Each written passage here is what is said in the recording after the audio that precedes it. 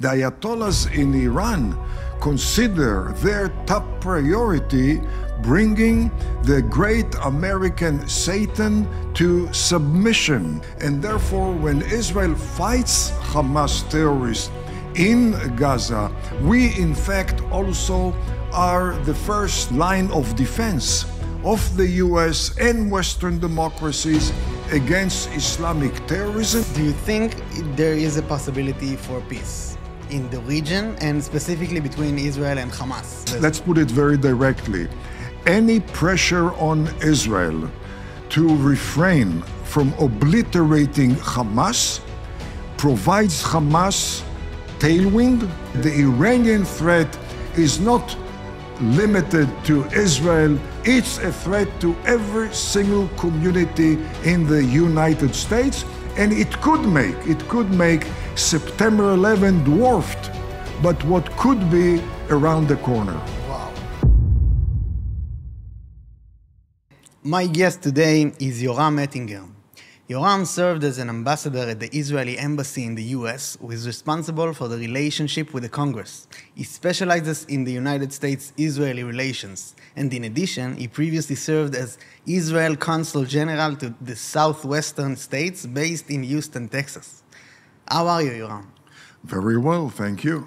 I wanted to begin with what does the international public get wrong about the Israel-Gaza war and the Israeli-Palestinian conflict, in your opinion? Well, first and foremost, while Israel fights its own war against Islamic terrorists in Gaza and Islamic terrorists in Lebanon, Hezbollah, at the same time, we are fighting also the war of Western democracies against Islamic terrorism, because Hamas in Gaza is a branch of the Muslim Brotherhood, which has been dedicated since 1928 to bring the so-called Western infidel to submission. And they view Israel as an outpost of the so-called Western infidel. At the same time, Hamas is a proxy of the Ayatollahs in Iran. The Ayatollahs in Iran consider their top priority bringing the great American Satan to submission. This has been their top strategic goal since February 1979, when they took over control of Iran through the Islamic Revolution. And therefore, when Israel fights Hamas terrorists in Gaza and fighting Hezbollah, another proxy of Iran's Ayatollahs in Lebanon, we in fact also are the first line of defense of the US and Western democracies against Islamic terrorism, primarily Iran-supported Islamic terrorism, which are not only limiting their terrorism to the Middle East, they are literally active as we speak right now in Latin America, South and Central America, which the Ayatollahs of Iran and Hezbollah consider the soft underbelly of the United States. And therefore, it's a joint war. The US and Israel together fighting Islamic terrorism. Okay, so there are many things that you're saying. So first of all, do you think that the general public in the US understand the religious context of this war? Or is it the common man in the US think of this war as like a national war? Well, it's not only the problem of the public at large in the US. The chief problem has to do with the State Department, which takes relatively lightly ideology and religious zeal, assuming that just like in the West, money talks. And therefore, if you shower the Ayatollahs of Iran and the Palestinians, for instance, with mega billion dollars, and many diplomatic gestures that would induce the Ayatollahs of Iran and Palestinian terrorists to accept peaceful coexistence and to abandon their ideology. The reality is that as far as the Ayatollahs of Iran are concerned, as far as Hamas and Hezbollah, and in fact, as far as the Palestinian Authority is concerned, ideology is by far the dominant element guiding, driving their day-to-day policy and their utmost strategy. And that strategy, that vision is basically a fanatic vision which is annihilationist in nature. In order for the Ayatollahs to fulfill their ideology, which in the case of the Ayatollahs is 1400-year-old ideology of bringing the West to submission and primarily the great American Satan, they cannot fulfill their ideology or their vision until they bring the West, the US, to submission. Likewise with Palestinian terrorism. They are driven by a vision, as by the way, presented in their daily school curriculum, as is evidence in Friday sermons in the mosques, as is demonstrated by the monthly allowances which the Palestinian Authority provides families of terrorists. Their goal, their utmost aspiration is to bring an end to what they call the illegal Zionist Jewish entity in the abode of Islam. And until they fulfill that goal, their vision is not attained.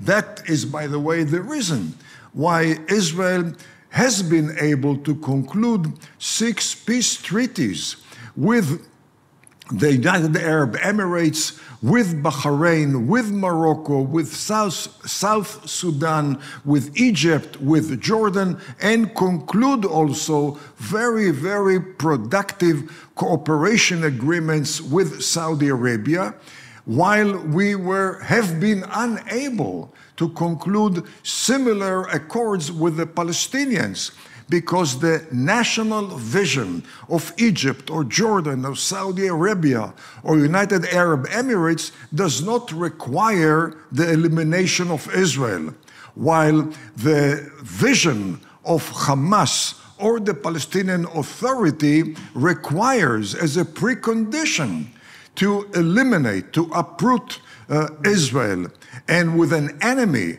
which is driven by a zeal to eliminate you, there's no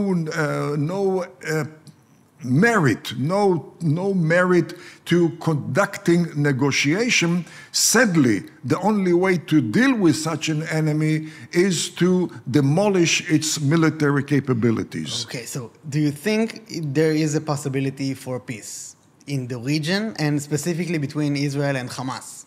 Well, just like a disclaimer, I think the general public in the United States wants peace in this region, and he thinks the way for this peace is to make a two-state solution. Well, obviously the desire of every human being in the Western world is to produce an atmosphere of peaceful coexistence and to focus on standard of living, on education, on science, on technology and irrigation and agriculture, etc. This is not the reality in the Middle East, sadly and tragically. And to put it in context, for the last 1400 years, we haven't had yet intra-Arab or intra-Muslim peaceful coexistence. And here we expect that the Arabs and Muslims are going to accord the so-called infidel Jewish state that which they are yet to accord one another. Moreover, we are talking about the Middle East, where regimes do not ascend to power through the ballot. They ascend to power through the bullet, namely through violence. And one day they're going to be toppled through violence. As a result, historically, we are talking about tenuous regimes in the Middle East. Iran used to be staunchly pro-American, came the Islamic Revolution, and Iran today is the #1 epicenter of anti-American terrorism. Turkey used to be very pro-American, came Erdogan, and Turkey has become an anti-American, anti-Western, anti-Israel entity. The same thing in Libya and Syria and Iraq, certainly in Yemen. Regimes are very tenuous. Regimes are tenuous means that policies are tenuous. And that also means that accords, agreements, treaties signed by those regimes inherently are tenuous in nature. And therefore, while in the West we view peace as an end to hostilities and time to turn our attention to non-military endeavors, this is not the story in the Middle East, where again, peace is very fragile, very tenuous. Yeah, but the layman in the United States will hear what you say, and not only in the United States, in all over the world, will hear what you say perhaps as that the Israel agenda is not to go towards peace. The liberal agenda in the world is that you make peace with your enemies and not with your allies. So absolutely. Yeah, by definition, it's with your enemy. Absolutely. But that requires the enemy to basically accept your existence in the region. And while the Egyptians and the Jordanians have accepted Israel's existence in the region, and their national goal, the primary goal, is not to eliminate Israel. The primary goal is to grow and improve their standard of living, etc. This is not the case with the Palestinian Authority or with Hamas. Yeah, let's remember one thing. The #1 dominant element in the Palestinian Authority is the PLO. And in fact, according to the Oslo Accord, the PLO has the authority to establish the Palestinian Authority. Mahmoud Abbas is the head of the PLO, the chairman of the PLO. And therefore, because of that, he is also the chairman of the Palestinian, or the president of the Palestinian Authority. The PLO was established in 1964 with a charter calling for the liberation of Palestine. 1964, 3 years before Israel managed to reunite Jerusalem, 3 years before we returned to Judea and Samaria. What exactly they were determined to liberate in 1964? Well, the reference is to pre-1967 Israel. But more than that, the #1 element within the PLO is the Fatah organization. And again, Mahmoud Abbas is the chairman of the Fatah, and therefore the chairman of the PLO, and therefore the president of the Palestinian Authority. Fatah was established in 1959 with a charter calling for the liberation of Palestine. What exactly did they want to liberate in 1959 when Israel was not in East Jerusalem, was not in Gaza, was not in Judea and Samaria, and therefore we have here a clash, a conflict with an enemy which inherently, intrinsically does not accept the existence of a Jewish entity in an area which it views as its own area. With such an enemy, sadly, you cannot conduct fruitful, reliable, credible negotiation. Every negotiation is leveraged by the Palestinians only to bolster their anti-Israel terrorism, as we witnessed with Hamas. Series of agreements were concluded with Hamas, and every time those agreements only bolstered their terroristic capabilities against Israel. But more than that, when one talks about the Palestinians, we should not focus only on Palestinian attitude vis-à-vis Israel. There is a reality in the West, and again, especially the State Department in the US, assuming that the Arabs consider the Palestinian issue their crown jewel, and they are focused, determined to establish a Palestinian state. But we have a reality of very, very embracing Arab talk on behalf of the Palestinians, while the Arab walk is very, very different. Namely, we have 6 peace agreements with Arab countries. None of them preconditioned it with upon the establishment of a Palestinian state. We have very good military and commercial cooperation agreements with Saudi Arabia, which never preconditioned it upon establishment of a Palestinian state. In 1949, at the end of the 1948 War of Independence, Jordan occupied Judea and Samaria, the West Bank. It never occurred to them to allow a Palestinian state to be established there. Egypt occupied Gaza after the 1948 war. They declared nightly curfew and prohibited any Palestinian political activity. And the reason is because Arabs never flexed military muscle on behalf of the Palestinians. Arabs never acted seriously, constructively on behalf of Palestinian state. And the question is why? And the response is very simple. The Palestinian track record in the intra-Arab sphere. During the 1950s, the Palestinians were allowed to terrorize Israel from Egyptian soil.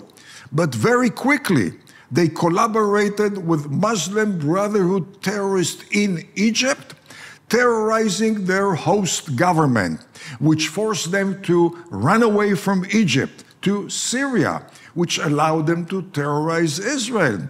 But very quickly, they joined forces with the Muslim Brotherhood of Syria, terrorizing once again their host Arab government, and they had to run away to Jordan. And the late King Hussein allowed them to terrorize Israel from Jordan. But by 1970, they tried to topple the Hashemite regime in Jordan, which triggered a civil war in Jordan, which is referred to as Black September, and they had to run away from Jordan to Lebanon.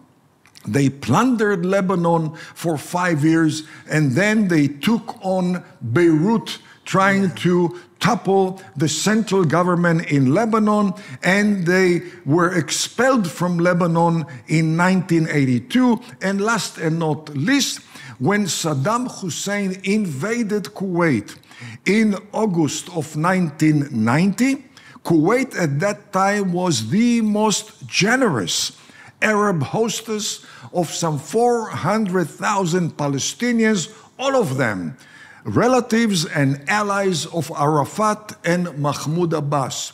But the Palestinian leadership, as expected, joined forces with Saddam Hussein, plundering their own host government. And that was the reason for the leader of Kuwait, Sheikh Sabah, upon reinstated by the Americans after the first Gulf War, the first thing he did was expelling almost all 400,000 Palestinians from Kuwait. The Arabs, unlike sadly the State Department, they do not forget and they do not forgive. And therefore they have concluded a Palestinian state in the Middle East based on the track record of the Palestinians in the intra-Arab sphere would add fuel, not water, to the Middle East fire. And by the way, they are also very well aware that the Palestinian leadership traditionally sided with radical forces, not with moderate or Western forces. The Palestinian leadership sided with Nazi Germany, then with the Soviet bloc. They were among the first ones to embrace Ayatollah Khomeini of Iran. They collaborated traditionally with Muslim Brotherhood terrorists. Currently, they have very close ties with North Korea, with Venezuela, with Cuba, obviously with Russia and China. And when you add up that track record, you conclude that a Palestinian state west of the Jordan River would doom the pro-Western, pro-American Hashemite regime east of the river. And once you topple the Hashemite regime in Jordan, you transform Jordan into a chaotic state, another platform of international Islamic anti-American terrorism in the mode of Libya, Lebanon, Syria, Iraq, and Yemen, and that would not be limited only to Jordan. There would be spillover southward towards the Arabian Peninsula, which would threaten the survival of every single pro-American oil-producing Arab regime.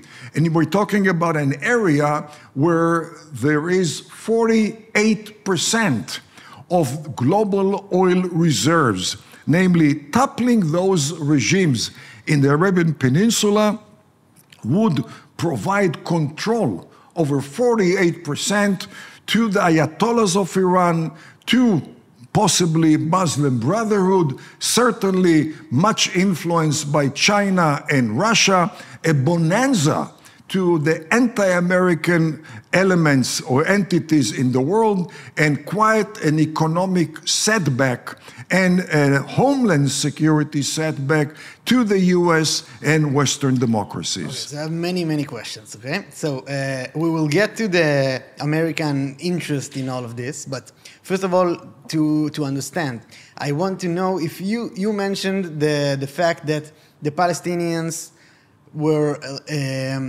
went to Jordan and went to Syria and went to Egypt, and every time they mixed coalitions with the Muslim Brotherhood, and they created problems to the regimes of the area.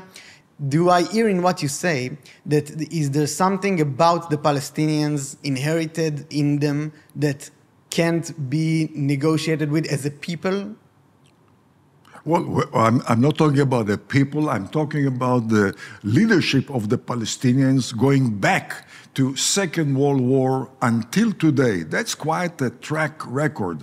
And that track record is consistently destabilizing, consistently anti-Western, consistently anti-moderation, and consistently against peaceful coexistence. Okay, so the difference between the State Department on the one hand and pro-American Arab countries on the other hand is that the State Department accords Palestinian moderate talk much weight. much consideration, while the pro-American Arab regimes don't care much about Palestinian talk. They care about the Palestinian walk, which is very rogue, very threatening, very destabilizing. Okay, so this is about the leadership. It's not about, it's like the ideology that the Palestinians adopt is more often than not very toxic for peaceful negotiations. Well, we're talking about the Middle East. In the Middle East, what counts is the leadership, which is usually a violent or rogue minority taking over a population. We don't have a single Arab country with a democratic regime yet. And as a result, we have many problems domestically throughout the Middle East, where in fact tribal and local loyalty supersedes national loyalty, which is pretty weak throughout the Middle East, and that applies also to Arabs who are referred to as Palestinians. So the general public will hear what you say, I assume, that in the same measurement, we, as Israel, the entity Israel, the Zionist project, is perhaps being misled in the same way. Because in the same measurement, we are causing very many deaths in the Palestinian side. So I think perhaps in our goal to achieve a global appreciation, we are doing the wrong things in Gaza in this war. Well, in fact, the opposite is true, because if you go back to the 6 peace accords which Israel has concluded, each one of them is a result primarily of Israel's posture of deterrence, of Israel's military power, Israel's military victory over the Arabs, and, by the way, today as well. The Saudis, the Emiratis, the Bahrainis, Morocco, and Egypt and Jordan are praying away from the limelight for a total Israeli victory and success to obliterate Hamas in Gaza. And they do that not because they love Israel, but because they understand that Hamas, being a branch of the Muslim Brotherhood, is a lethal threat to every single relatively moderate Arab regime. You take Jordan, for instance, it has become, in the last 2-3 years, a major arena for Iranian terrorism. The Ayatollahs of Iran consider the toppling of the Hashemite regime a very top project for them. They collaborate with Hamas elements in Jordan, attempting to topple the pro-American Hashemite regime. And therefore, an Israeli failure to obliterate Hamas in Gaza would generate tailwind to the attempts in Jordan to topple the pro-American Arab regime. Likewise in Egypt.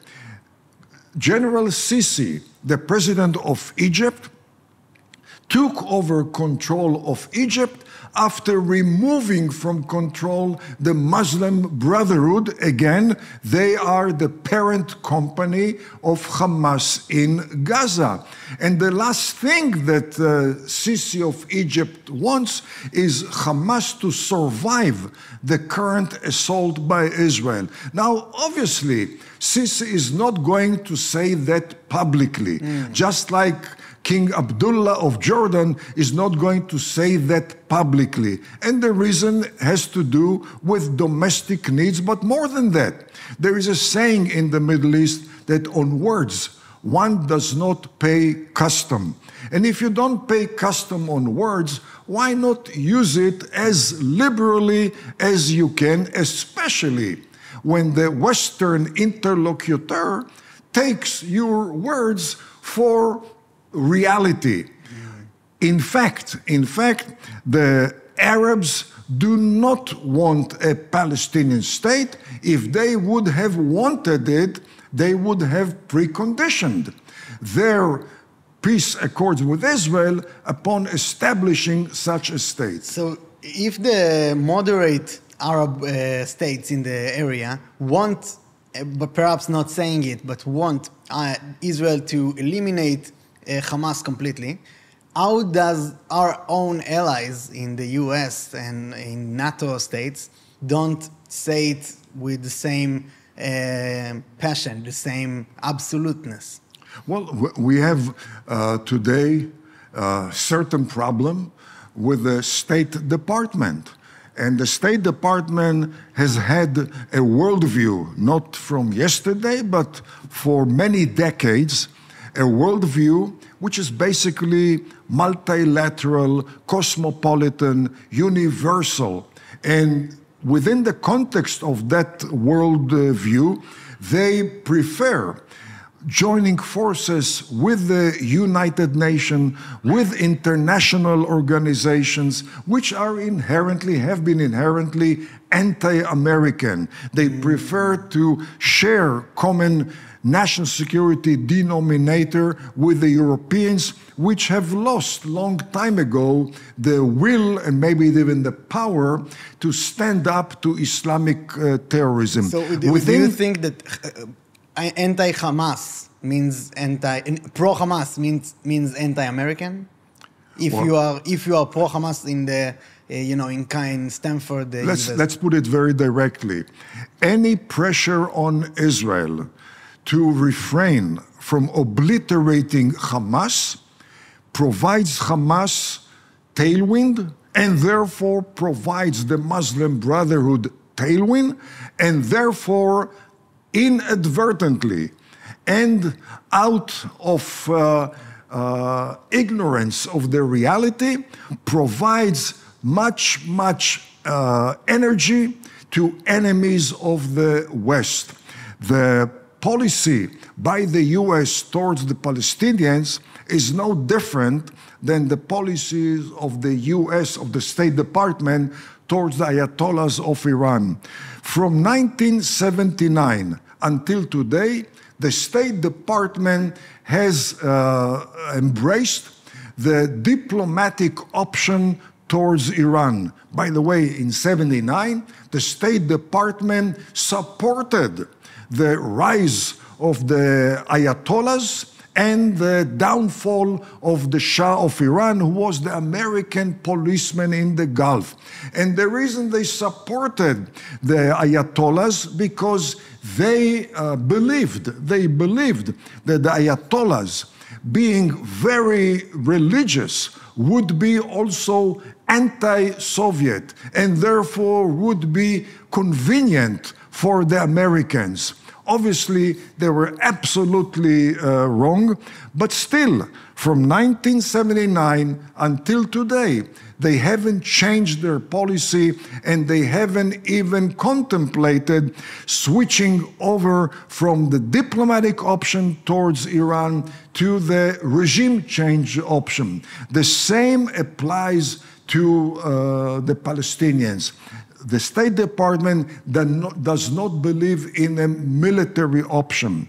The State Department prefers diplomatic option. Therefore, they lean on Israel. They pressure Israel to switch from the military option towards Hamas and Hezbollah to the diplomatic option, as the State Department actually do vis-a-vis Iran. The problem is that in the Middle East, gestures, concessions, retreats are not being perceived as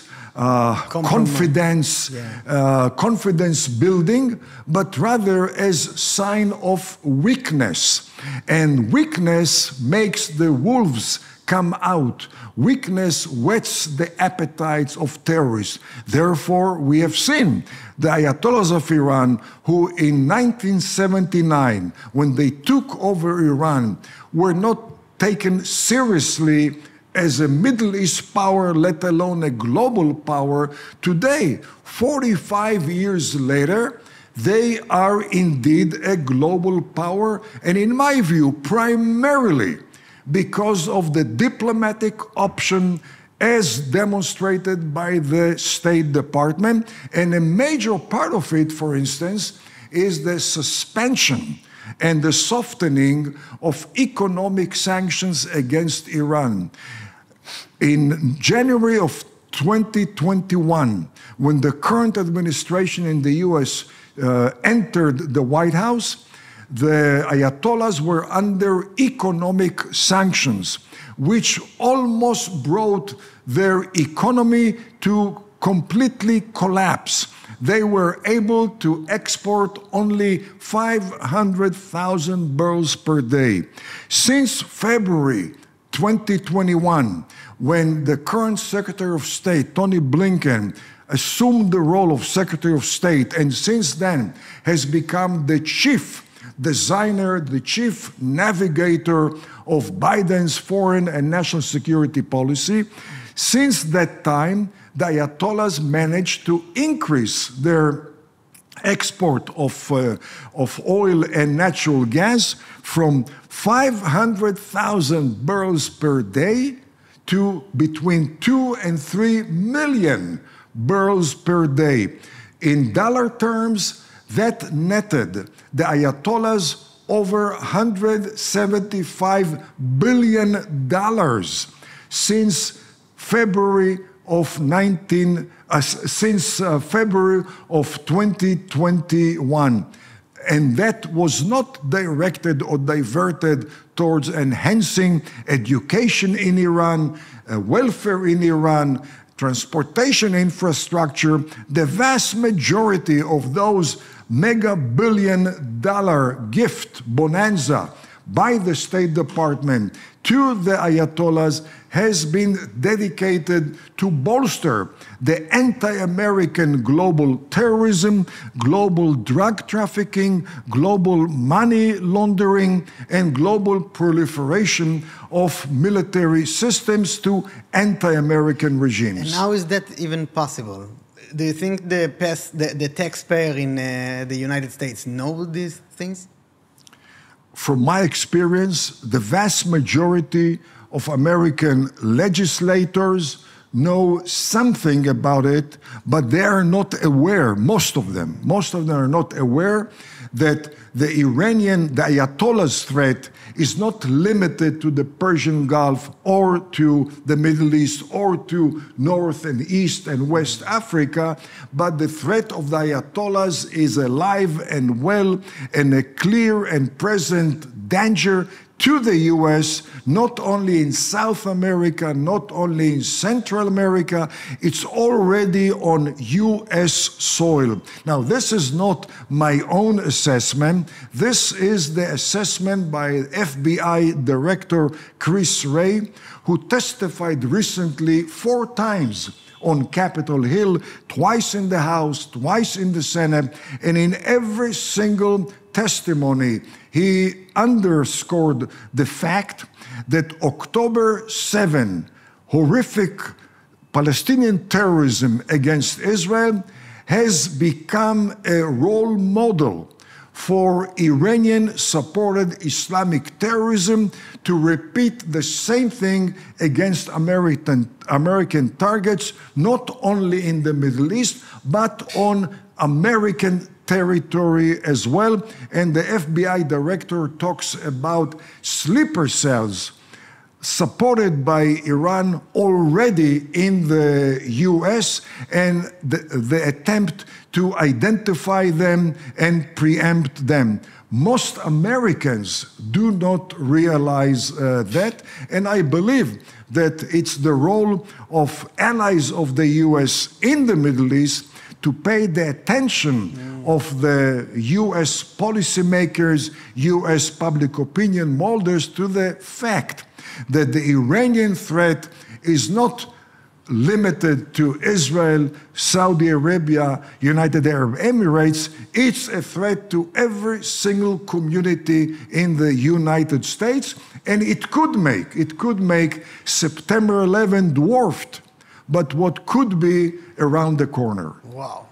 Okay, so the ignorance comes down to what you said about the State Department, which is going in the direction of diplomacy instead of regime change. Regime change and militant power to the right allies of United States. It comes even deeper to the ignorance and the disinformation about religion for the Arab world and the Muslim world. You take, for instance, the threat of the Ayatollahs of Iran. We're not talking about a threat which emerged in 1979 when they took over control of Iran. The Ayatollahs of Iran follow a strategy, follow a vision which is 1,400-year-old. For the Ayatollahs of Iran, a major cornerstone of their ideology is 680 AD.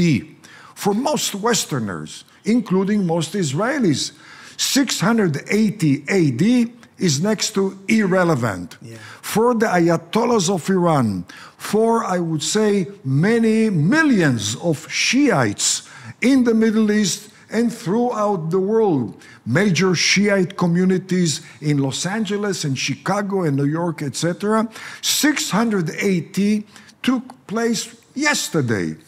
And I'm saying that because every single year there is a day to commemorate 680, which is the date of the Battle of Karbala, which for the Shiites in the world, but primarily the Ayatollahs of Iran and Hezbollah, 680 is the day of the big-time betrayal of the Shiites by the Sunni Muslim majority.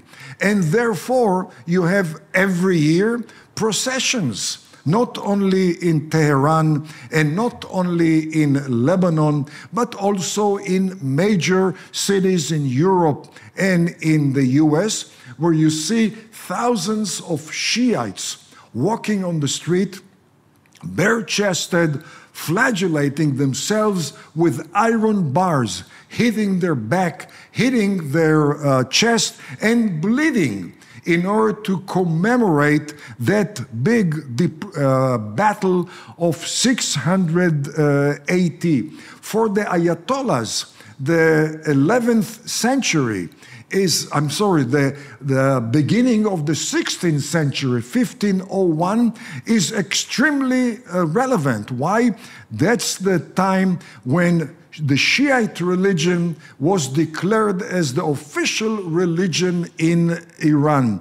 And once again, we're talking about a leadership of the Shiites which considers history, which considers religion to be by far the paramount power which guides their ideology, which guides their strategy, day-to-day policy, day-to-day education in school, day-to-day prayers in the mosques. I don't think that the general public and the entire human race can even comprehend the jihadic agenda.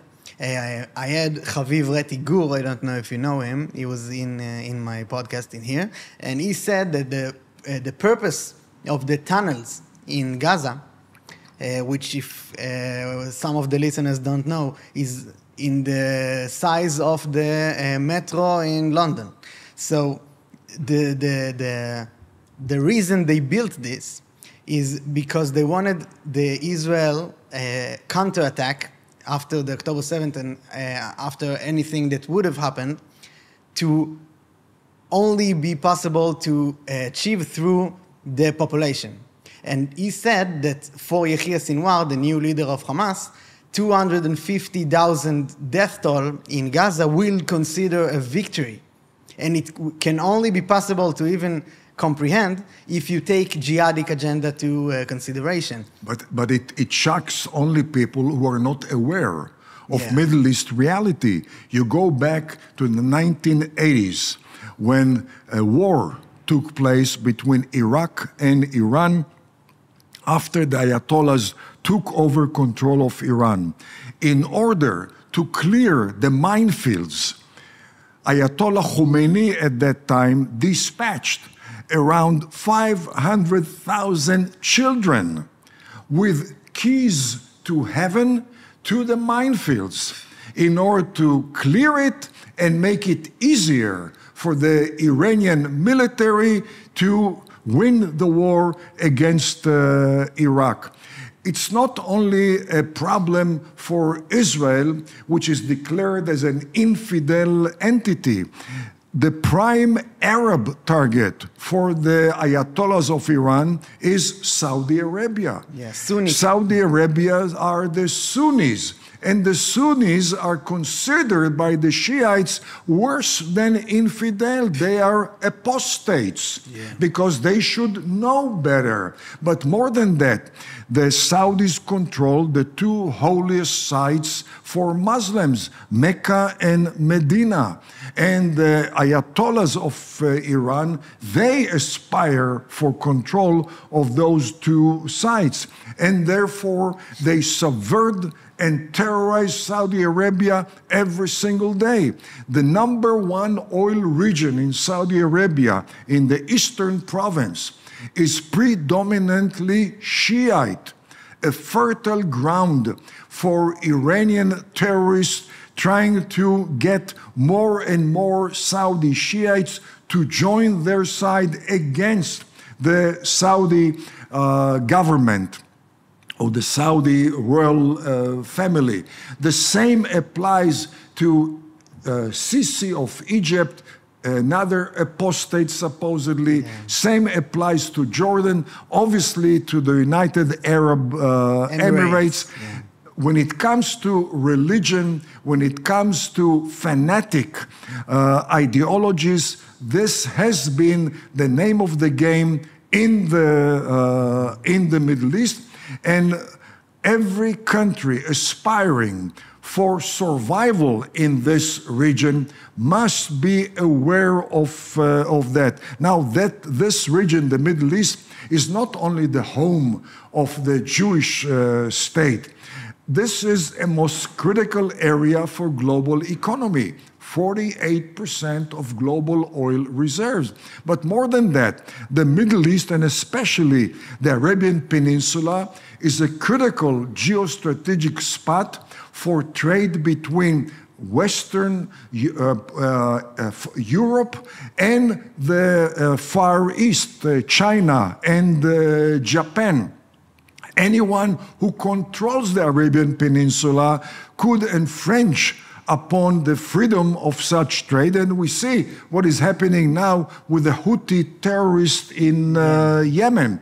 And for the State Department to respond to the Houthis, to respond to the Ayatollahs of Iran in a very frail, feeble manner, only induce them to intensify their terrorism. The first thing that the State Department did in 2021, when the Secretary of State Blinken took over, was to delist the Houthis from the list of terror organizations. While the State Department is courting the Ayatollahs of Iran, until recently they pressured intensely Egypt, the Saudis, and the Emiratis in order to moderate their treatment of Muslim Brotherhood terrorists. The State Department does not regard the Muslim Brotherhood as terrorists. State Department considers the Muslim Brotherhood as a religious organization, welfare, political, educational, while in fact, reality in the Middle East and beyond, all the way to India and Bangladesh, has plenty of documentation to support the notion that the Muslim Brotherhood is indeed the #1 Sunni terror organization in the world. Pro-American Arabs experience it, but the State Department does not want to accept it. Okay, so before we get into the U.S. interest in Israel winning and in Israel in general, one last question about this conflict. Do you think that the pro-Palestinian or the people who feel for the Palestinian people, which are many in Israel too, do you think they should focus on eliminating Hamas as well as their main agenda? Is Hamas an enemy to the Palestinian people? Well, in fact, there's no doubt in my mind that whether it is the State Department or what I call State Department clones in Israel, they all support the establishment of a Palestinian state driven by genuine, noble intentions. They genuinely want to bring about peace to this area which has been ravaged by war and terrorism. The problem is, when you follow noble ideas based on alternate reality rather than real reality, you become self-destructive. You become a major ally, unintentionally ally of the worst forces which you, in fact, would like to bring to submission. And therefore, when you support terrorism, well, you undermine Western security. And in our present wars, leaning on Israel, pressuring Israel to switch from the military option towards Hamas to the diplomatic option is the best thing that Hamas can aspire for. And Hamas being able to avoid obliteration would become much more credible threat, not only to Israel, but to every single pro-American Arab regime. Failure to bring Hamas to submission undoubtedly would intensify support for Hamas throughout the Arab world, namely support for Muslim Brotherhood throughout the Arab world. And the Saudis and Emiratis and Egypt and Jordan and Bahrain and Morocco consider Muslim Brotherhood and the Ayatollahs of Iran to be the two leading mortal enemies which have already their machetes at the throat of every single pro-American Arab regime. Again, I have no doubt that those elements in the US pressuring Israel do that due to benevolent and noble ideology. Sadly, it's based on alternate reality which is detached completely from the volcanic, violent, intolerant, unpredictable, and bloody reality of the Middle East. Okay, so first of all, I think Biden and Kamala Harris, which took over his place as the running for president, share this agenda, which you just described.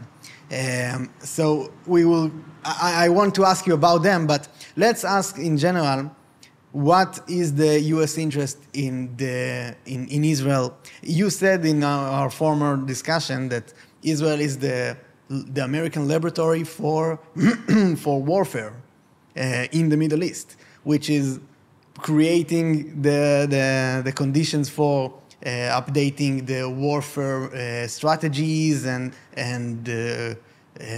weaponry and all the other elements for America.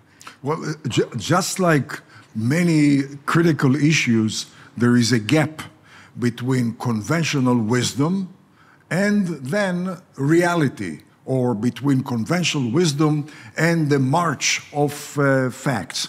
Conventional wisdom is that Israel is a recipient of foreign aid, American foreign aid. That's conventional wisdom.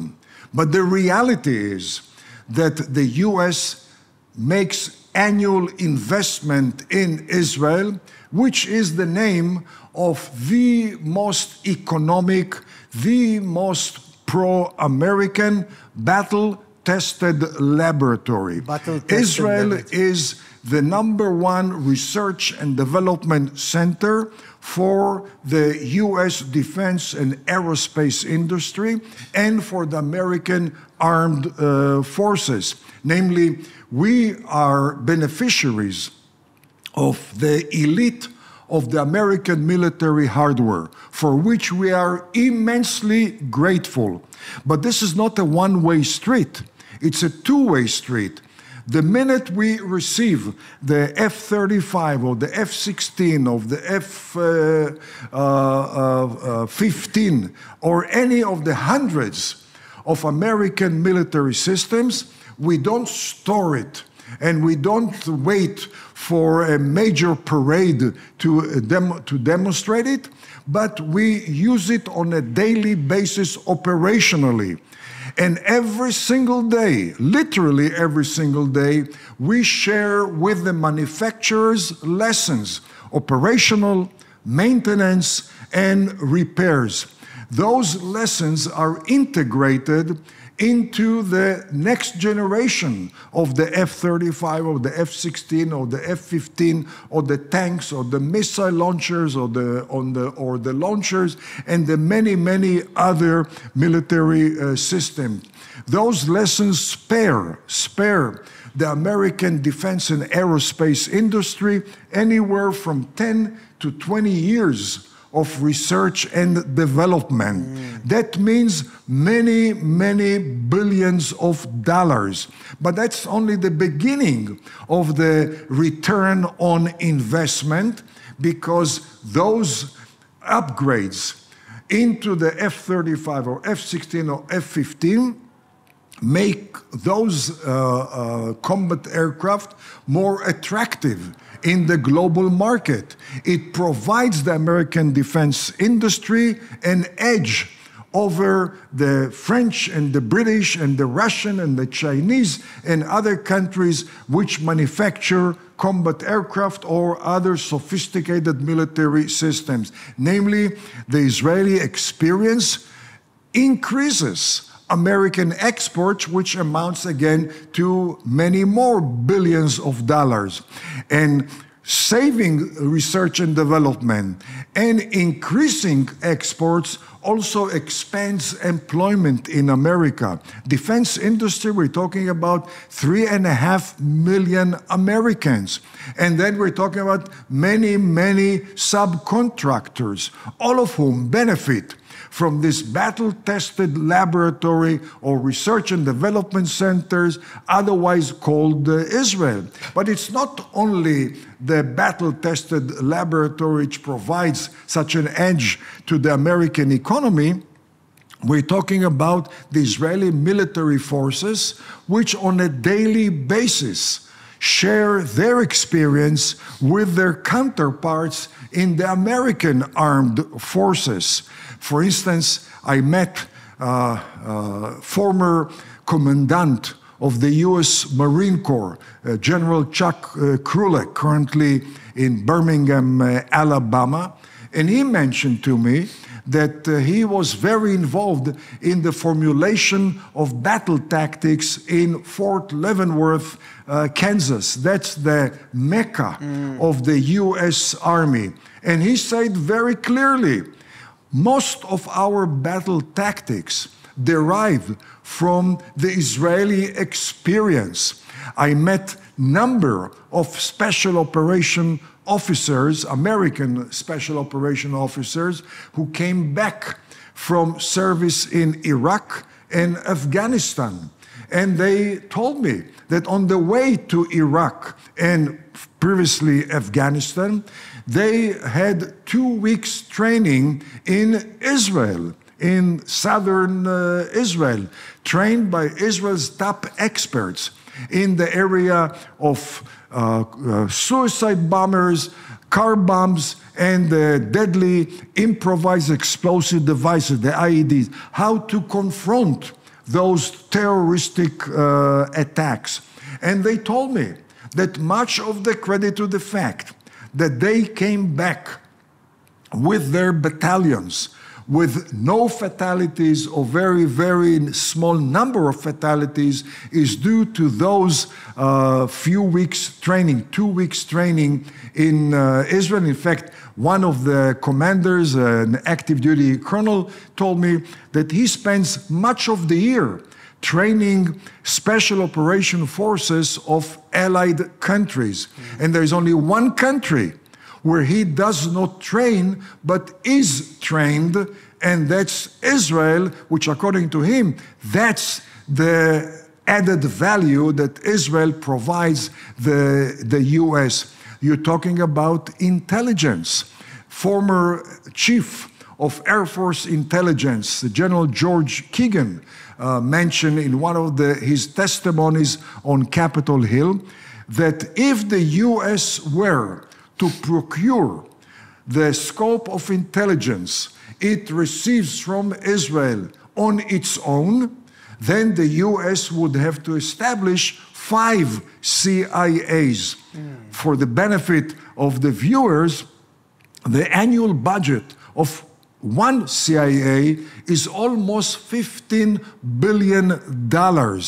Namely, we're talking about over 500% return, or almost 500% return on investment through shared intelligence alone.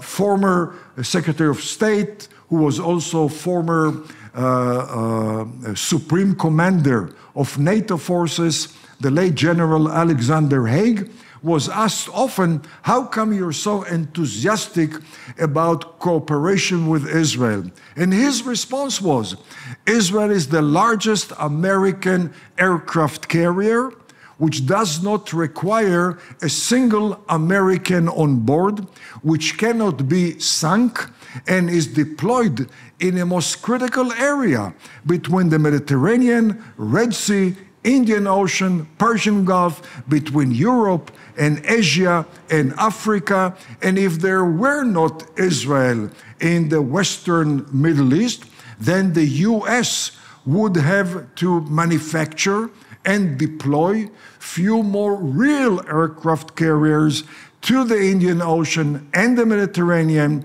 along with few ground divisions, all of which would have cost the US anywhere from $15 to $20 billion, spared by the existence of Israel in this region. $15–20 billion annually means over 500% return on investment. And by the way, Israel is not only major beneficiary or major dollar and force multiplier for the US defense industry and military forces, we are also a major multiplier for the US commercial industry. In Israel, you have some 250 giant American high-tech companies which established in Israel their own research and development centers. Few of them even more than one research and development centers. And not too long time ago, the CEO of Intel told the board of directors, if not for our research and development center in Israel, Intel would have been decimated by the global competition. The CEO of Microsoft told the board of directors that due to the power and the impact of the research and development centers of Microsoft in Israel, Microsoft products are increasingly Israeli products. And the same goes for medical tech, the same goes for cyber technology, artificial intelligence, certainly irrigation and agriculture. The bottom line is that US-Israel relations are not a one-way street. Israel gives and Israel receives. US-Israel relations constitute a mutually beneficial two-way street for the benefit of the American taxpayer. So what do you say to there are many Republican and Democrats who think, perhaps for different reasons, that the Israeli aid needs to stop, including also the Ukrainian aid and perhaps the Taiwan aid? Are we just another ally of the United States abroad, like Taiwan and Ukraine, or are we something different? And also, what is the more immediate benefits for the U.S. public in supporting the Israel right to exist and the Israel cause? Well, a very obvious difference between Israel and other allies of the U.S. Can be gleaned through Europe, Western Europe. There are American military forces in Europe. There are no American soldiers in Israel. Israel definitely welcomes, is grateful for American military systems, but we don't want American soldiers on our ground, on our borders. We will do the fighting. We only ask for the hardware. This is not the attitude of Western Europe. This is not the attitude of South Korea. This is not the attitude of Japan. And certainly, when it comes to the benefit to America, contrary to every other ally of the US, we produce daily benefits for the USA. When we use American military systems, we use it as a AAA store, prestigious store in a new shopping mall. Because when the world notices that Israel has chosen American military system, they conclude that it must be the best. Why? Because Israel is facing mortal challenges. To face mortal challenges, we need the best. And therefore, every time we use American military or commercial systems, that provides a multiplier for American exports. I met the other day a congressman from the Chattanooga district in Tennessee, and he told me that a Northrop Grumman plant in his district manufactures robots which neutralize explosives. And according to him, upon decision of Israel to buy that particular robot, there was an unexpected increase in global exports by that particular product out of his own district. And the reason, he said, the world looks at Israel as a AAA store, as a prestigious store. The same thing exists in irrigation. We have shared with the Americans our experience in overcoming lack of natural waterfall. The population of Israel grows dramatically, much more than any other Western society, probably much more than most societies in the world. At the same time, natural waterfall decreases every single year. But we have today more water reserves than any time before. And that is because of the innovative irrigation technologies. The US has, in mostly Western US, some irrigation problem, some shortage of water problem.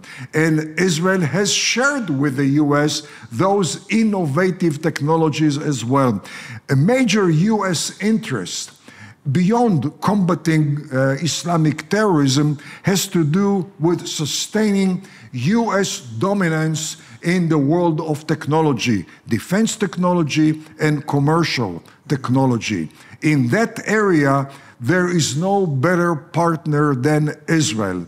And the US knows that if it wants to retain its dominance, joining forces with Israel would provide them the most innovative technologies, the most groundbreaking, game-changing technologies available anywhere in the world. Even today, when we fight a war against Hamas, that war has forced Israel to stretch the presence of our military medical corps much more than any time before.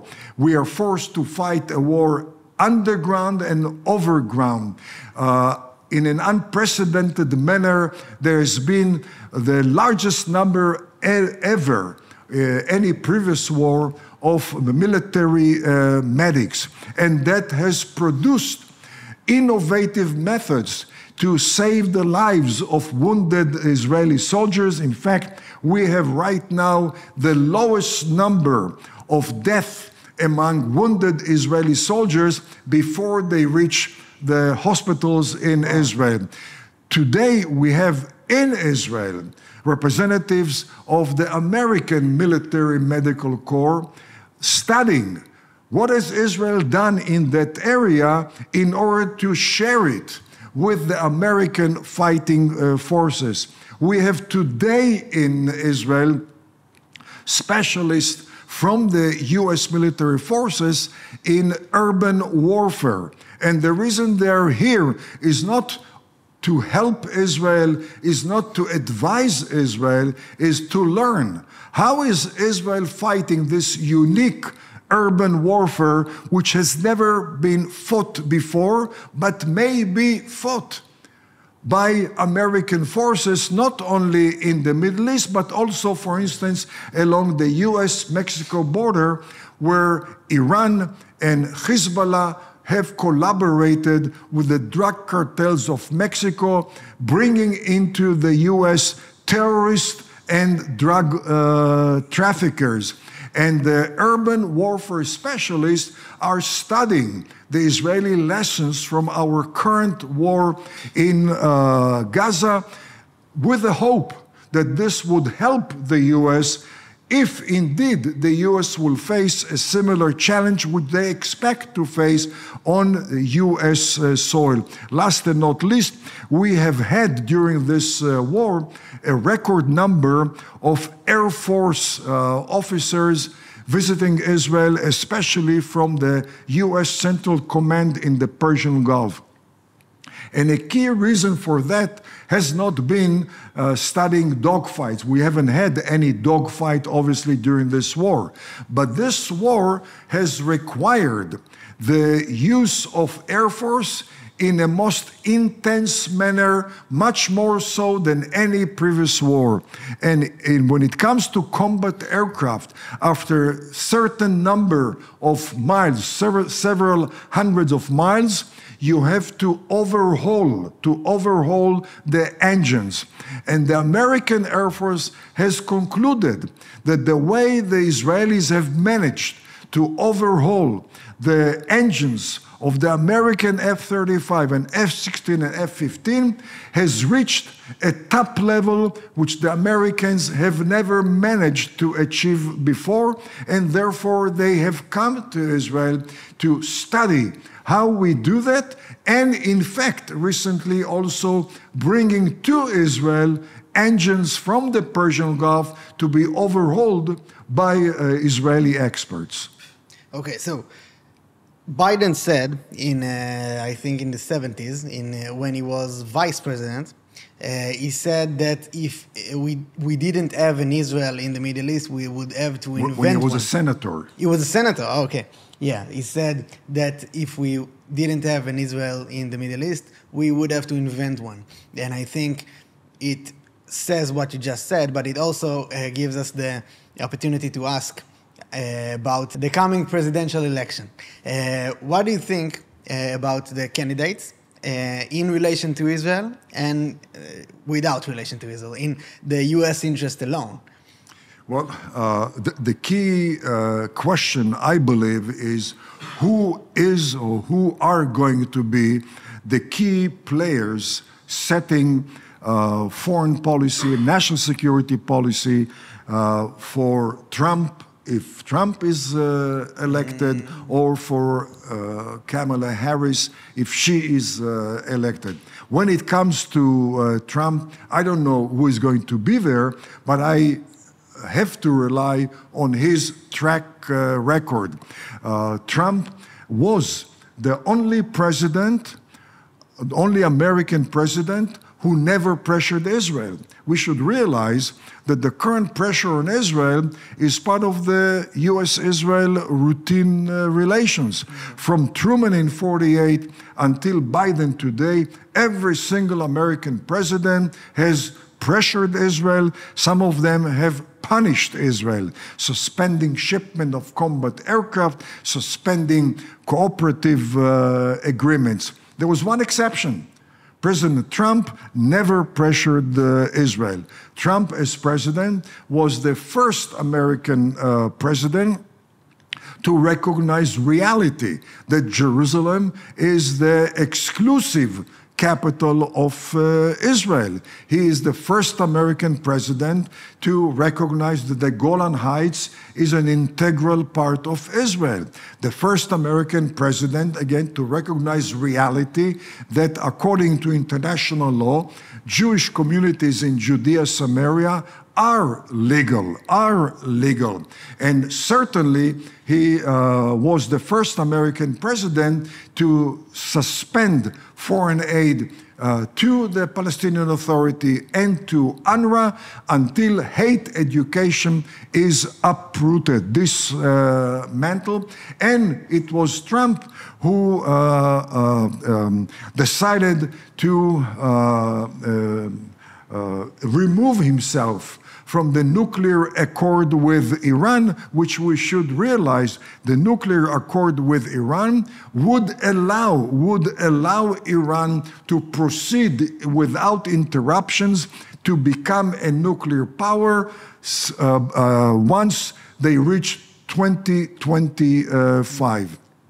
The interesting thing is that when it comes to the possibility of Kamala Harris becoming a president, the number one person next to Kamala Harris as vice president, who probably is going to be her Secretary of State, is Philip Gordon. Philip Gordon is Kamala Harris' national security advisor.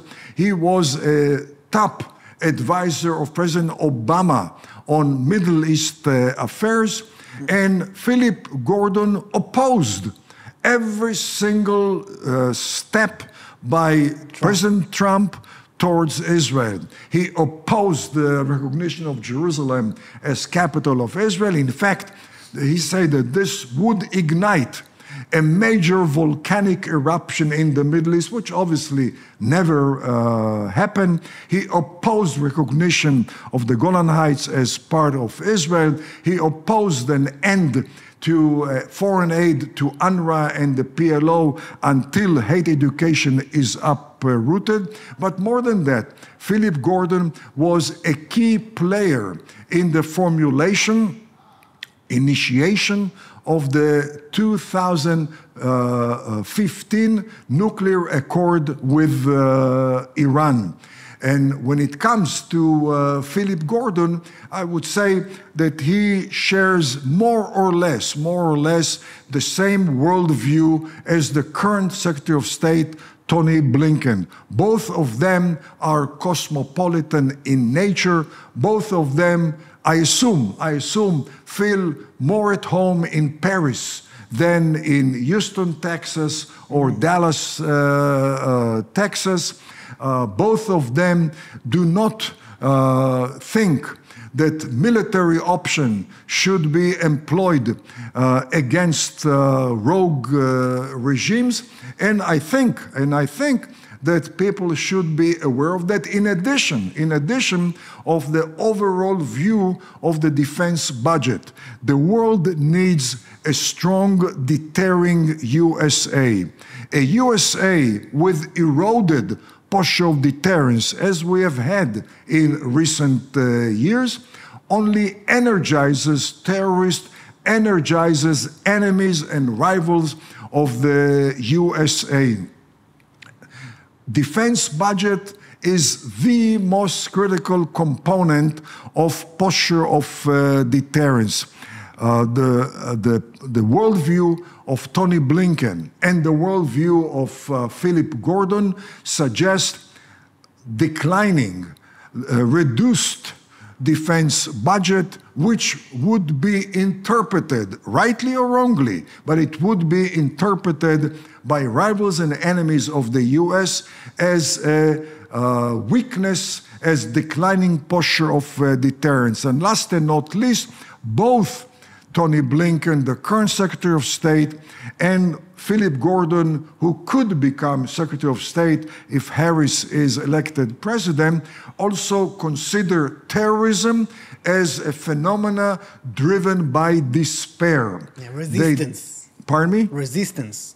As a resistance... driven by despair. Namely, they do not recognize the fact that terrorism is driven by fanatic ideology, by hateful ideology, by anti-US ideology. They consider Ayatollah's terrorism and Palestinian terrorism and Hezbollah terrorism is driven by despair. And because they believe that it's driven by despair, therefore they should not face it with military means, but rather they should face it diplomatically and financially. Hence, the hundreds of billions of dollars showered upon the Ayatollahs of Iran since taking over control of Iran in 1979. So Trump is good for the Israeli interest, in your opinion, and Kamala Harris and Philip Gordon will perhaps do the opposite. And what do you think that the likelihood that Trump will be elected is? I think that it's premature to declare a winner today, because between now and November, there probably will be a few game-changing events, either within the USA or outside the USA, either having to do with the economy, which is then the #1 consideration for the constituency in the US, or it could be part of Islamic terrorism. There could be number of game-changing events which will change completely the position of the American constituents. At this stage, there's no doubt that the #1 consideration by American voters is the state of the economy, the price of oil at the pump. The very close second probably is the crisis of illegal migration. About 2.5 million illegals crossing from the US-Mexico border into the US, and we don't know how many illegal migrants have crossed into the US from the US-Canada border. Then we're talking about the appointment to the Supreme Court is a very, very important consideration. The question of education, and again, the changes in the education sphere, what some may call woke education compared to traditional education, the state of health in the US. Usually, foreign policy, national security are among the lowest priorities for American voters, including Israel's war against Hamas.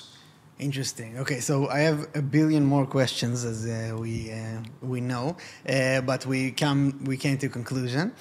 So first of all, thank you very much for coming.